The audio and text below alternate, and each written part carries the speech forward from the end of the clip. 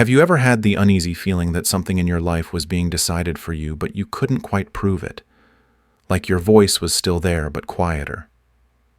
Like your choices were still yours, but somehow nudged.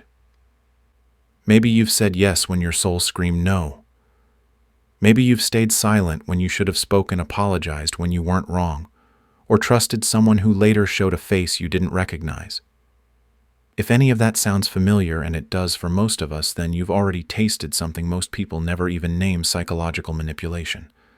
Not the dramatic kind with hypnosis or threats. The real kind. The kind that feels like love, that sounds like support, that hides inside concern, silence, even praise. It doesn't force you, it convinces you. And here's the terrifying part. It works best when you think it isn't happening to you. This isn't about paranoia.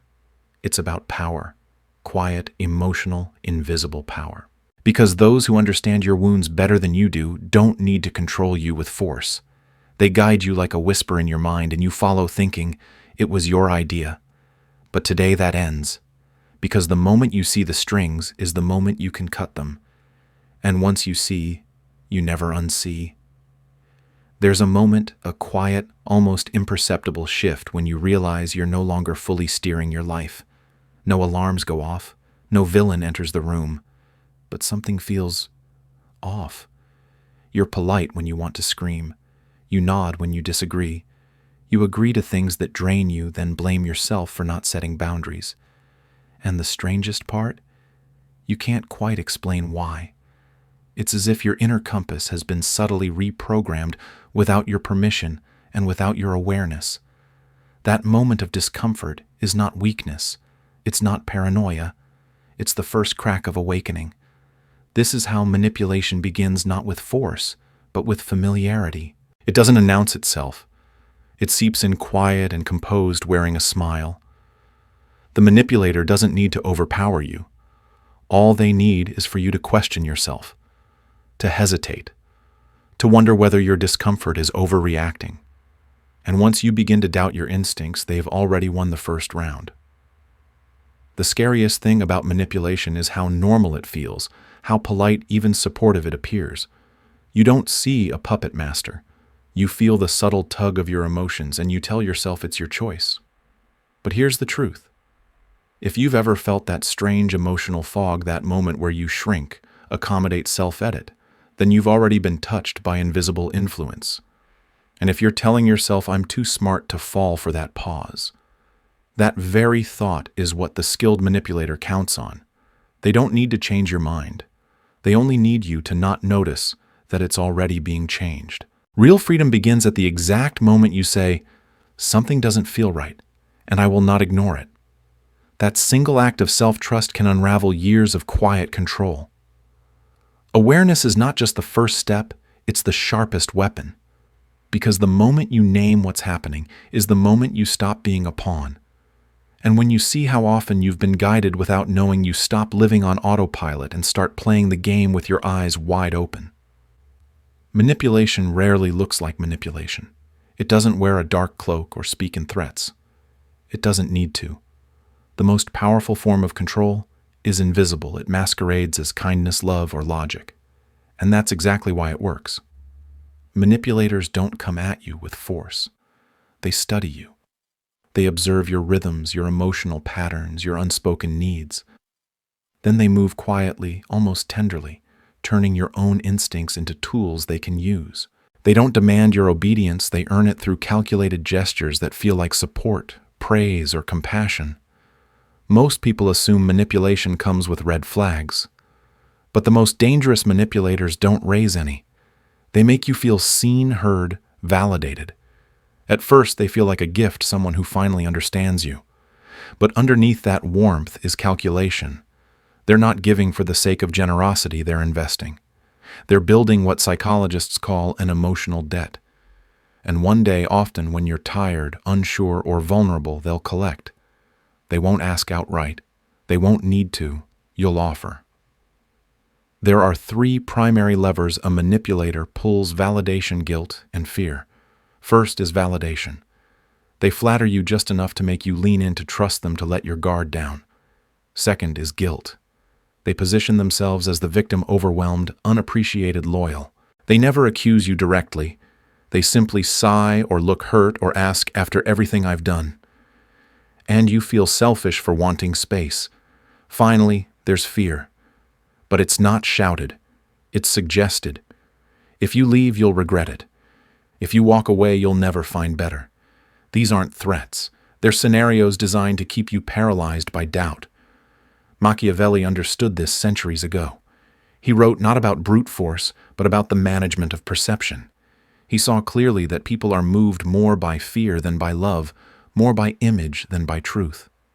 Manipulation at its core is the art of illusion. The manipulator builds a reality that feels like yours, but is engineered to benefit them. And unless you recognize the emotional stage being set around you, you will unknowingly play the role they've written for you again and again. You are not manipulated because you're foolish. You're manipulated because you're human. And to be human is to carry wounds, often silent, often buried, but always powerful. The truth no one wants to say out loud is this: the most effective manipulation doesn't begin with someone else's strategy. It begins with your own unmet needs. The cracks were already there. The manipulator just knew where to look. We all carry emotional openings, psychological entry points shaped long before we could protect ourselves. Maybe you were taught that love must be earned, that approval is a reward, not a right. Maybe saying no was punished, or boundaries were treated like betrayal. Maybe being quiet kept you safe. These beliefs didn't come from nowhere. They were survival strategies once necessary, now outdated. But unless we examine them, they remain the script we follow into adulthood even when the story no longer serves us. Manipulators thrive on these patterns. They don't need to convince you of anything. They only need to echo a feeling you've already internalized. You're not enough unless you prove it. You're selfish for putting yourself first. You'll be alone if you speak up. And so without force, you bend. You overextend.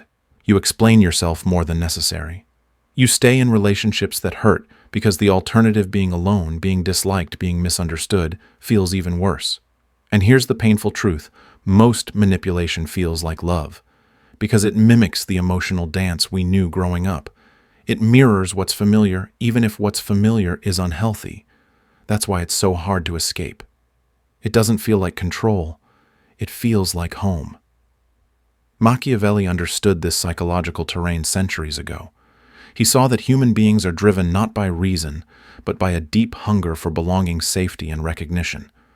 The ones who gain power over others are not always the strongest. They are often the ones who understand pain the best. They sense where the wound is, and they press not to hurt, but to control. But if the wound is where the control enters, then healing is where it ends.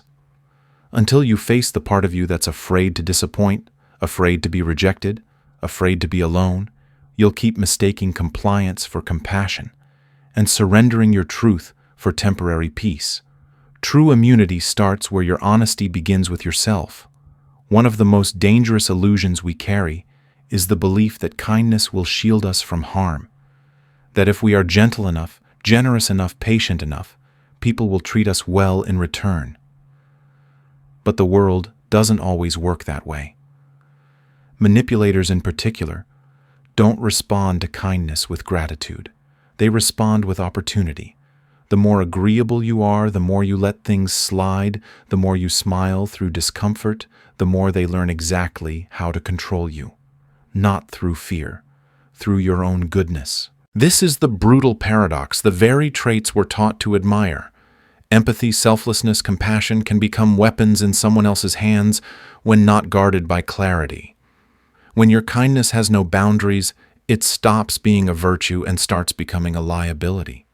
Manipulators don't need to break you down. They simply let you play the role of the understanding one, the forgiving one, the one who keeps giving chances. And every time you swallow discomfort to keep the peace, you give them more room to operate. We tell ourselves it's better to be nice than confrontational. That being liked matters more than being respected. That harmony is more important than truth. But ask yourself this: how many times have you felt drained after saying yes when you meant no? How many moments have you justified someone's mistreatment with, they didn't mean it, or I don't want to make things worse. Manipulators don't need to pressure you when you've already been trained to pressure yourself. This is where emotional freedom begins, not by becoming cold or hard, but by becoming clear. Clear about what you value. Clear about what you will no longer allow. Clarity is not cruelty. A firm boundary is not an attack. Saying no without apology is not selfish. It's survival. Machiavelli never advocated for kindness without calculation. He understood that in a world driven by interests, unchecked virtue can become self-sabotage. And he was right, because if your goodness is not grounded in awareness, it becomes a map for others to exploit. You don't have to stop being kind, but you do have to stop being available to those who weaponize your kindness against you. Real strength is not found in how much you can tolerate. It's found in how clearly you can say, "This is where it ends." Breaking free from manipulation doesn't begin with confrontation. It begins with construction, building the emotional armor you were never taught to wear. Because manipulation at its core is about emotional urgency. The manipulator thrives in moments when you're too reactive, to think, too eager to please, too uncomfortable with silence. So the first step toward freedom isn't about changing others. It's about changing the way you respond to pressure. You don't win by being louder or more aggressive. You win by becoming immune, calm, grounded, unshakable. Step 1 is simple but rarely practiced. Identify your emotional triggers. What makes you bend? Is it the fear of disappointing someone? The panic of being disliked? The guilt of saying no? Everyone has a pattern. Find yours, and you find your point of entry. The place manipulators walk through every time. Awareness of your internal wiring turns unconscious reactions into conscious choices.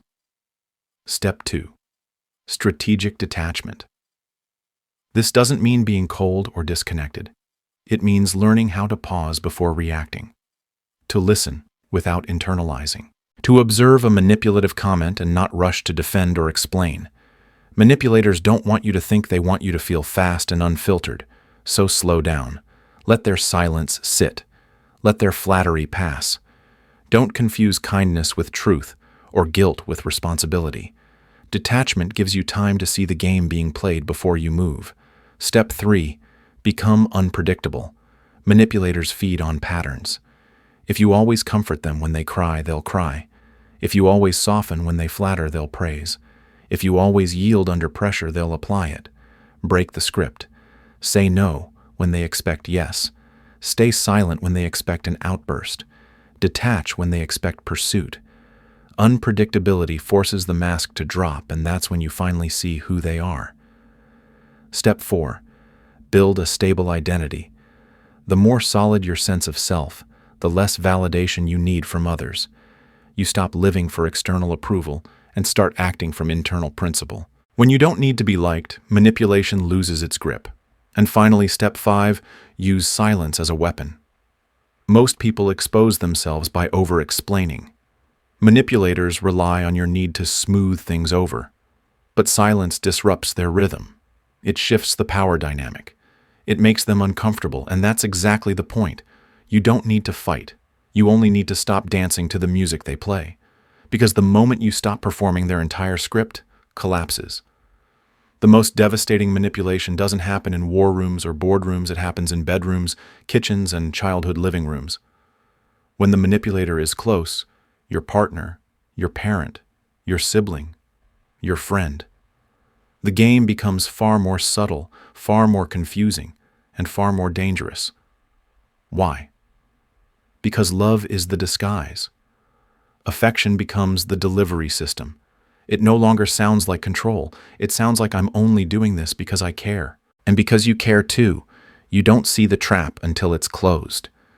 When someone you love is the manipulator, your defenses don't rise, they drop. You let them in. You give them access to your fears, your hopes, your vulnerabilities. And that's exactly what they use, not through cruelty, but through emotional leverage. A partner might say, "You're the only one who truly understands me." At first it feels intimate, but soon it becomes pressure. You're now responsible for their happiness. A parent might say, After everything I've sacrificed, this is how you repay me. It doesn't sound like guilt. It sounds like heritage. A boss might remind you, no one else would have given you this chance. Suddenly, your loyalty becomes a debt. The tactic isn't always verbal. Often it's silence, disappointment that fills the room like fog, passive-aggressive comments that linger longer than arguments, subtle sighs, raised eyebrows, long pauses, all of it engineered to make you second-guess yourself, to feel like your needs, your boundaries, your truth are a threat to the relationship. So you quiet your voice, shrink your presence, and tell yourself you're keeping the peace. But peace built on emotional suppression is not peace. It's a slow erosion of self. This is where true power begins, not in walking away immediately, but in recognizing what's happening and reclaiming your mental space. You must first do what manipulators fear most. Set boundaries calm, clear, unapologetic. No, I won't explain myself again. No, I'm not responsible for your feelings. Then comes the hardest part, exposure. Name what you see, not to hurt them, but to stop hurting yourself.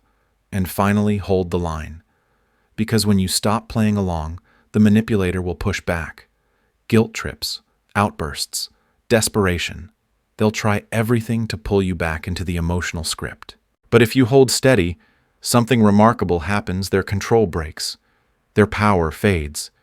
Because even in the closest relationships, love should never require your silence. And no one, no matter how close, has the right to control you through the currency of guilt. There comes a turning point in every person's life when they must ask a painful but liberating question: what if I don't need to be liked anymore? That question changes everything. Because the need for approval, for being seen as agreeable, kind, supportive, or selfless, is the leash that keeps so many of us bound to manipulation. As long as someone else's opinion defines your worth, your freedom is rented, not owned. And the cost is always your peace, your voice, your identity. We are taught from an early age that being good means being easy to love. Say yes, be agreeable, don't rock the boat, smile even when you're uncomfortable. And the result?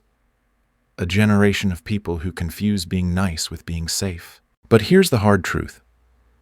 People-pleasing isn't kindness, it's self-erasure dressed as virtue. The more you abandon your truth for temporary harmony, the more you teach the world that your needs are negotiable. Manipulators instinctively sense this. They don't need to argue with you. They just watch you argue with yourself.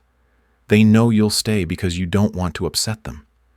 They know you'll say yes because you're afraid of what happens if you say no.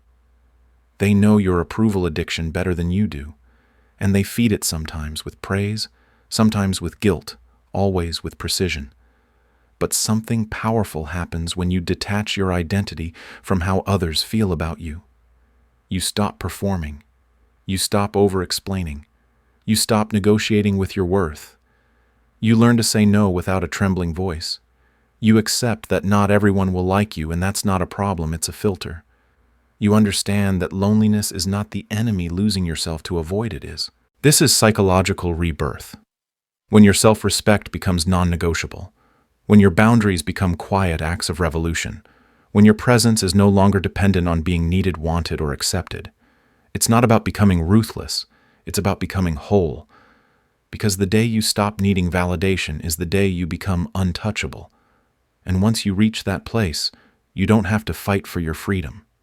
You are your freedom.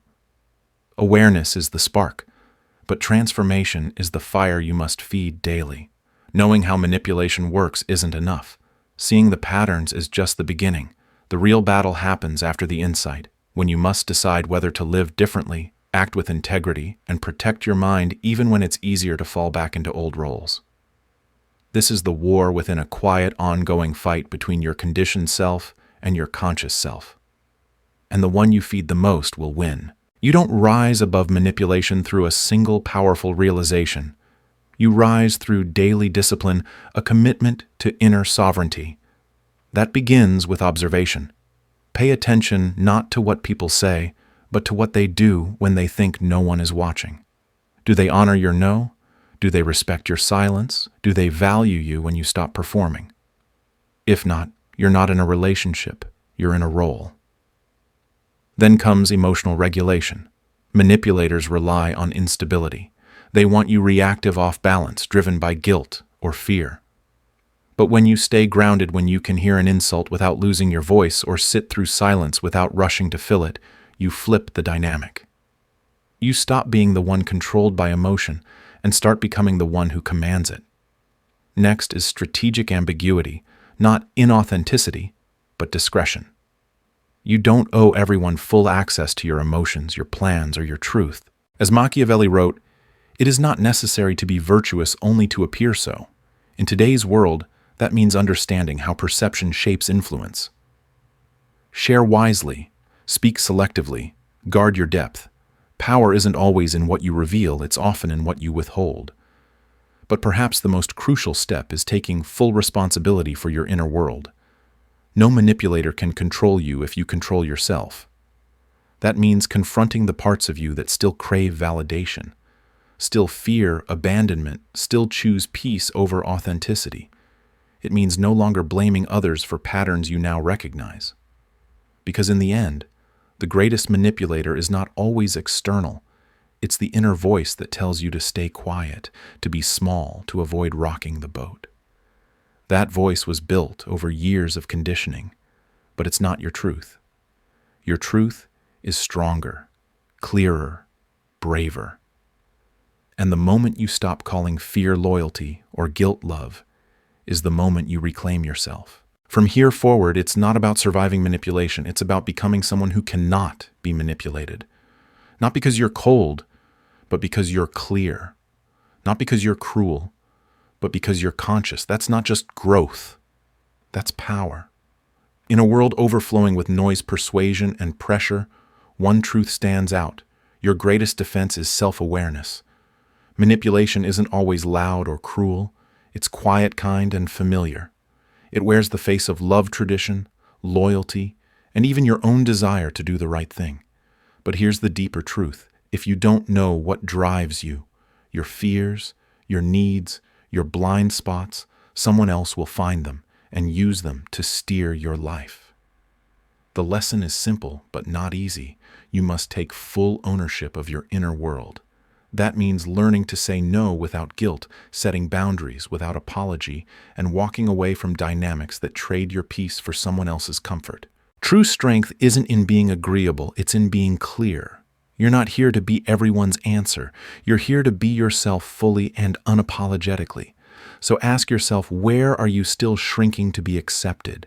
Where are you still mistaking silence for peace, guilt for love, or manipulation for loyalty? The moment you name it is the moment you reclaim it. If this message spoke to something deep in you, don't let it fade. Subscribe, like, and share this with someone who needs to hear it. Because the world doesn't need more people playing roles. It needs more people who are awake, aware, and unwilling to be moved by anything less than the truth. Your clarity is your power. Your voice is your weapon. Use it.